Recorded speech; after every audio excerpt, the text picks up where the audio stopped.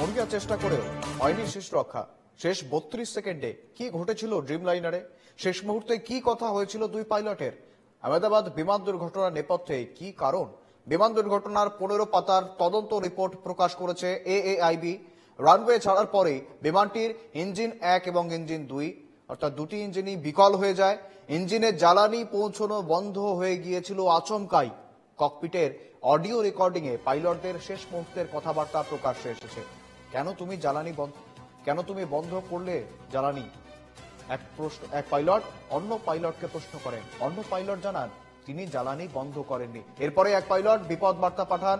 Engine দ্রুত চালু করার চেষ্টা করেছিলেন পাইলটেরা। একটি ইঞ্জিন আংশিক চালু হলেও অন্যটি কোনোভাবেই চালু হয়নি, যার জেরেই এই মুহূর্তের মধ্যে বিমানটি সামনের বহুতলে ভেঙে পড়ে।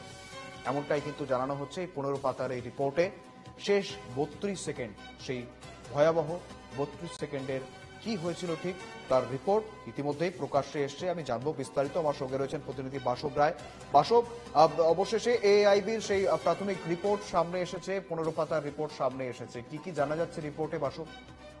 হ্যাঁ, সেটা বলে দিই। সেটা হচ্ছে এয়ারক্রাফট অ্যাক্সিডেন্ট ইনভেস্টিগেশন ব্যুরোর যে রিপোর্ট 15 পৃষ্ঠা বা 15 পাতা যেমনটা আপনি বললেন, সেটা হচ্ছে 12 জুন আহমেদাবাদে বোয়িং ড্রিমলাইনার ভেঙে পড়েছিল এবং তাতে যাত্রী যতজন ছিলেন 241 জন সবার মৃত্যু হয়। এছাড়াও সেখানে ধাক্কা লেগেছিল, কিছু সাধারণ মানুষও মারা যায়। টোটাল 260 মারা গেছে এরকম আমরা শুনেছি। তো তার যে ব্ল্যাক বক্স, দুটো ব্ল্যাক বক্সই পাওয়া গেছে, সেখান থেকে একটা থেকে উদ্ধার করা হয়েছে। মানে অনেক কিছু রিপোর্ট উল্লেখ করা হয়েছে শেষ 32 সেকেন্ডে কি হয়েছিল। তো সেখানে দেখা যাচ্ছে যে দুই পাইলটের মধ্যে জ্বালানি নিয়ে কথা হয়েছিল। তো এক পাইলট আরেকজনকে বলেছিল যে তুমি কেন বন্ধ করলে এই সুইচটা। তো আরেক পাইলট জবাব দিয়েছে যে আমি কিছু বন্ধ করিনি। এরপরে দুটো ইঞ্জিনের মধ্যে দুটো ইঞ্জিন প্রাথমিকভাবে কোলাপস হয়, কিন্তু তারপরে একটা ইঞ্জিন তবু সক্ষম হয়, কিন্তু যে শ্বাস মানে যে জোর হলে গতি পায় আর কি একটা প্লেন, বিশাল শক্তি বা গতির দরকার, সেটা পায়নি। এবং ধীরে ধীরে দেখা যায় যেভাবে পাখির ডানা ভেঙে গেলে একটা পাখি ধীরে ধীরে নেমে আসে, প্লেনটাও সেভাবে নেমে আসছে। তবে এটা ঠিক রিপোর্টে যেটা দেখা যাচ্ছে যে দুই পাইলটই 3 বার মেডে কল করেছিল। মেডে কল মানে যে প্লেন যখন খুব একটা প্রতিকূল পরিস্থিতিতে পড়ে তখন এই মেডে কল হয় হেল্পের জন্য। কিন্তু মেডে কল করার পরে 44 সেকেন্ডের পরে প্লেনটা ভেঙে পড়ে।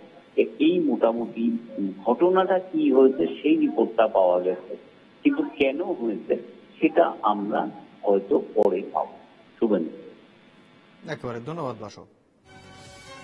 যেমনটা জানাচ্ছিলেন আমাদের প্রতিনিধি বাসব রায়, অর্থাৎ ইঞ্জিনে হঠাৎ করেই টেক অফ করার পরেই ইঞ্জিনে হঠাৎ করেই ফিউল সাপ্লাই অর্থাৎ জ্বালানি পৌঁছানো বন্ধ হয়ে যায় এবং যার জেরেই এক পাইলট আরেক পাইলটকে জিজ্ঞাসা করেন তুমি এই ইঞ্জিনের সুইচটা কাট অফ সুইচটা ফিউল কাট অফ সুইচটা বন্ধ করলে কেন?